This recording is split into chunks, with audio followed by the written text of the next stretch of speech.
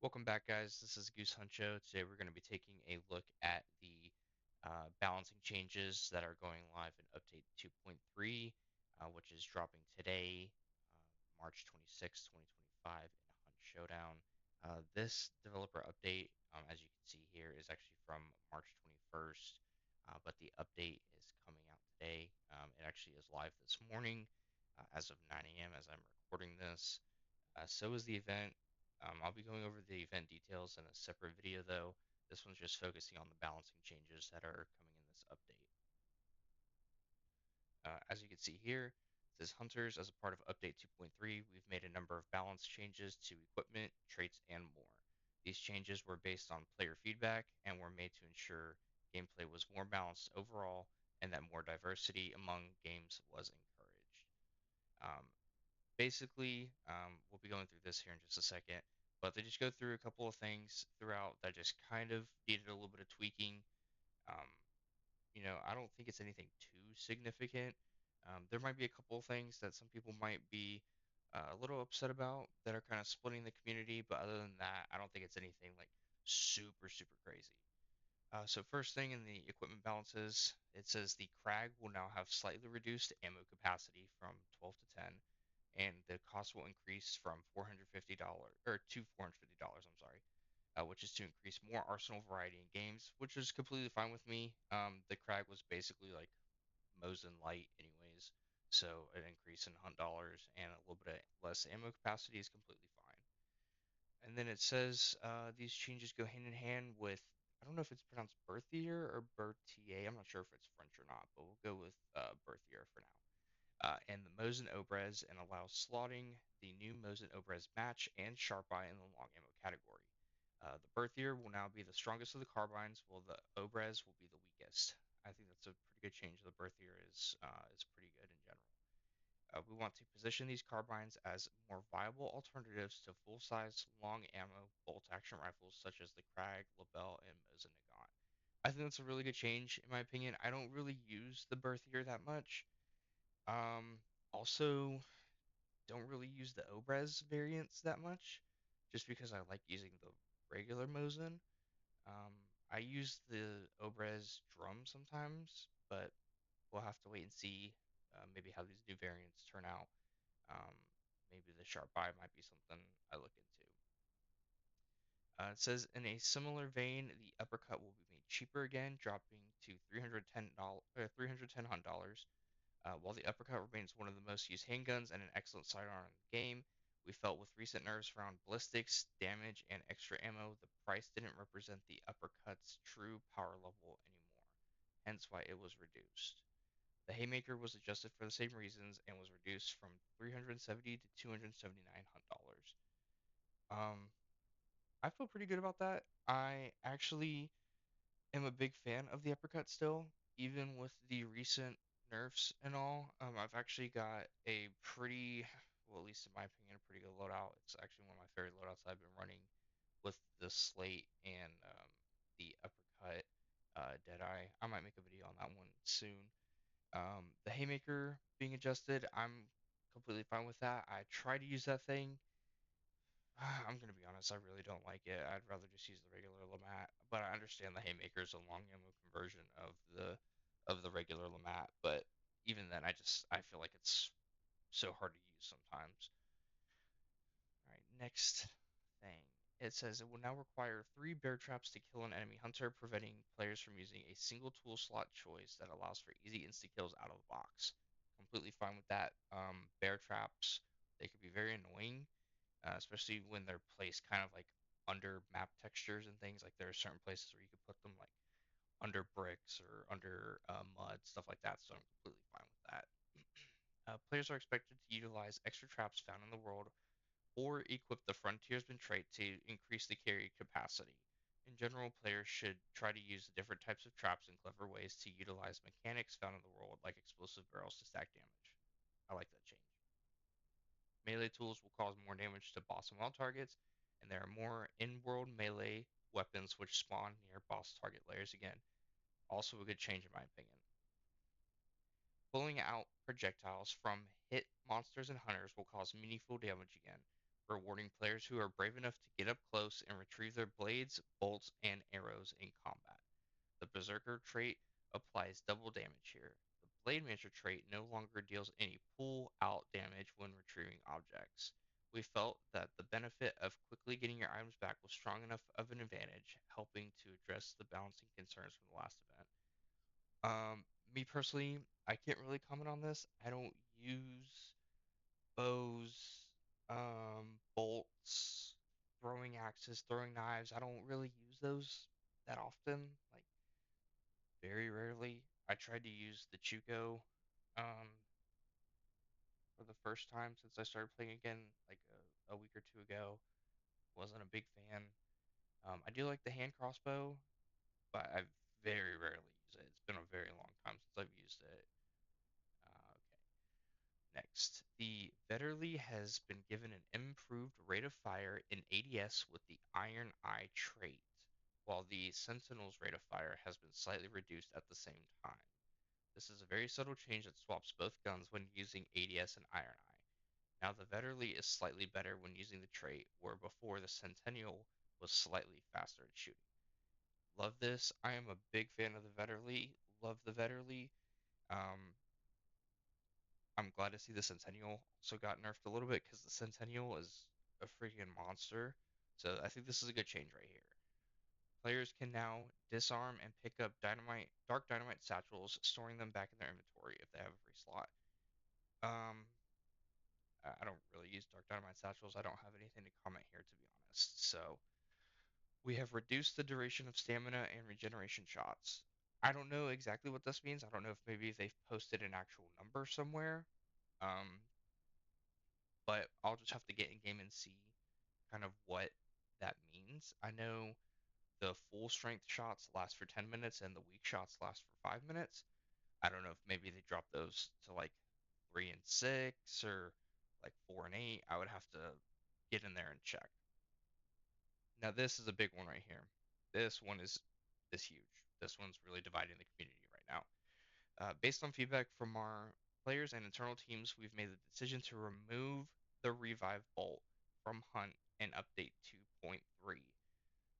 This is huge.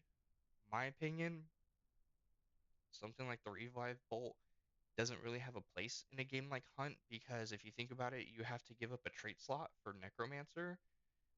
If you want to use something like that, which I believe gets burned after one use. I could be incorrect in stating that.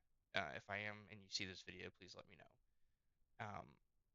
Or you have to risk your own life to revive your teammate. Um, so I think the revive bolt doesn't belong in Hunt Showdown because all you have to do is just your teammate gets downed. If they're out of position, make a bad play. I mean, it happens, but it's just a very cheap, oh, teammate, I'm down, or my teammate's down, res me real quick with a rev bolt, and then boom, you're back into the action when there's no consequences for that action. Um, so in my opinion, this is a really good change. They say they tried to tweak it, tried to balance it, and somehow, but I'm really happy with this. I'm glad that this is gone. I hated playing against this, was not a fan. Um, so I'm really glad that this is gone. Trait changes. The Lightfoot trait will no longer allow for silent crouching for solo hunters. Um, I don't really have too much to say about this. I don't play solo all too much, so this can either be a good or bad thing. Um, I'm not sure if you're a solo player and see this video. Let me know your thoughts on this. I would love to see what the community's feedback is on this.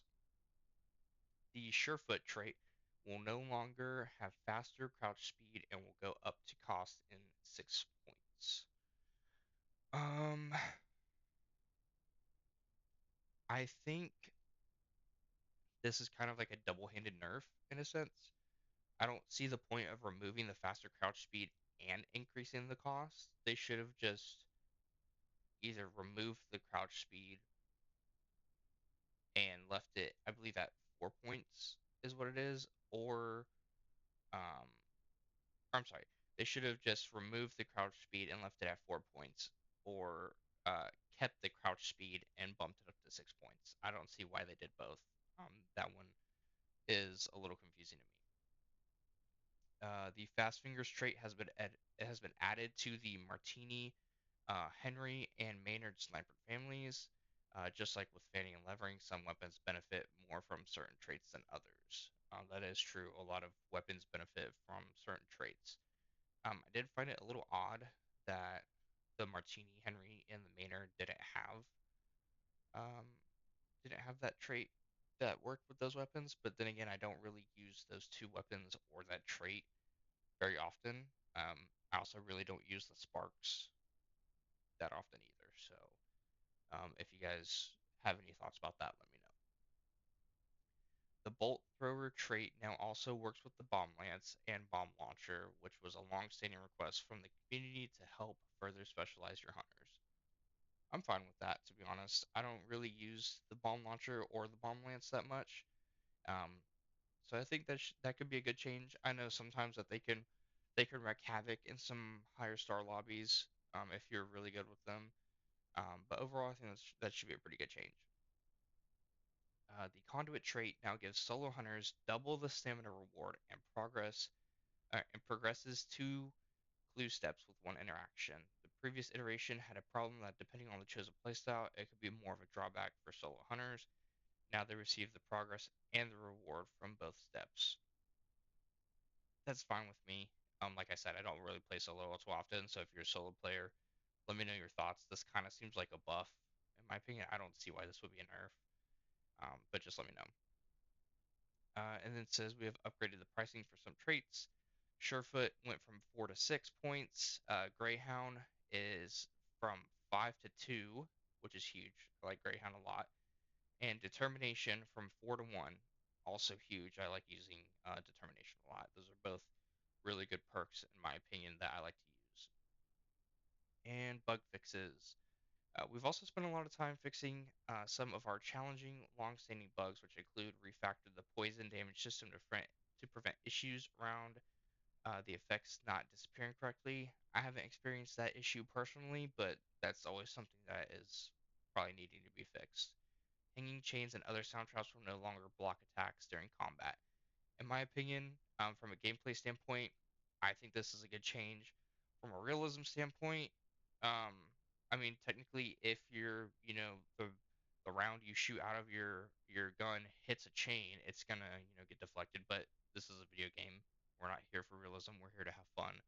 Great change, in my opinion. Concertina wire should no longer damage players through walls and ceilings. It may still be possible for wires to be rendered through certain walls, but they should no longer apply any damage if there is a wall or obstacle in the way. In the same way, it should no longer be possible for invisible wires to damage a hunter, like was often the case when walking on a roof where the room below had a concertina bomb thrown into it. I like this a lot. Concertina, at least since I've started playing again recently here on Xbox, hasn't been too much of an issue in my opinion. I remember back a while ago when I used to play on PC, Concertina was like a huge thing. People used to carry Concertina bombs and traps all the time. But at least from my experience playing on Xbox recently, I haven't seen it as much.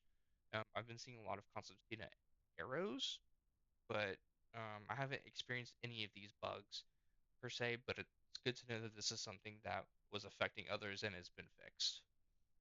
And then it says, lastly, our weekly challenges will come in random sets.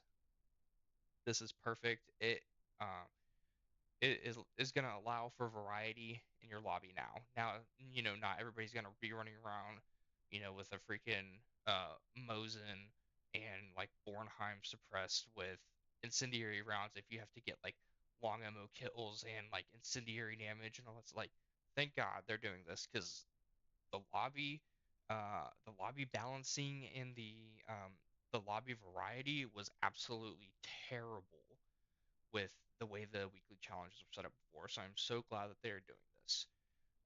As it says right here, this is to reduce the chance of individual weapons dominating entire weeks. Um, excuse me, I had a A little bit of tickle in my throat right there. Um, Meaning more variety gameplay across the event. Players will still be required to complete the same challenges over a given time, but the order they arrive in per week varies between players to mix things up. So that's pretty much it in regards to the gameplay update. Let me know your guys' thoughts on this. Like I said, if you're a solo player and you come across this video, I'd really like to hear some of your thoughts. Um, or if you just play Hunt in general, I'd like to hear your thoughts on this update. Let me know what you guys think about this. I would really like to get some feedback from the community. As I said, I mainly am playing on Xbox now, but I'd still like to hear from everybody.